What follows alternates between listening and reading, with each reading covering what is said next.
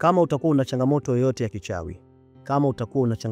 ya kichawi, hii dawa ni maarufu sana ambayo inaitwa kivumbasi. Hii hapa. Malumbasi au kivumbasi.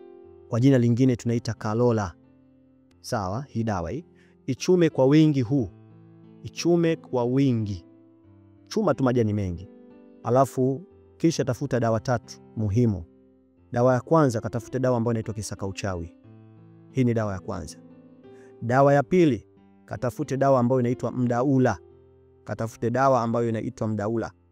Alafu dawa 3 katafute dawa inayoitwa msigi. Hizi dawa 3 zichanganye kwa pamoja na uchanganye pamoja na haya majani. Alafu kisha weka kwenye sufuria. Chemsha dawa hiyo ambayo dawa hiyo itakuwa yenye muundo wa nyungu, bimaana uchemshe na maji. Baada ya kuchemsha na maji, jifunike kwa kujifunika na shuka baada ya maji yako kuchemka. Ikiwa maji hayo yana mchanganyiko wa huu mti wa kivumbasi pamoja na dawa zako 3 ambayo ni mdaula, msigi pamoja na kisaka uchawi. Unajifusha ndani ya siku 7, asubuhi na jioni. Na kila ukimaliza kujifusha, yani kama ukitumia kujifusha asubuhi na jioni, hiyo dawa ikilala usiitumie tena, imwage. Alafu kesho pika dawa nyingine mpya.